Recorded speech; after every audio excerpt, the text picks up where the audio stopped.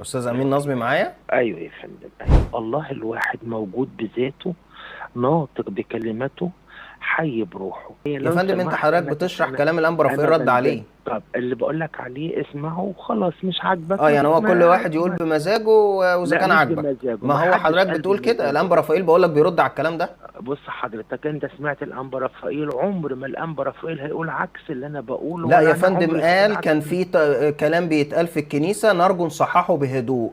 كان في مقولة بتقول الأب موجود بذاته حي بروحه ناطق بكلماته، الكلام ده غير صحيح، ده كلام مش أثناسيوسي. أثناسيوس الرسولي بيقول إن كل واحد من الأقانيم الثلاثة بذاته إله ورب، هو قال كده بالحرف. إيه رأي حضرتك؟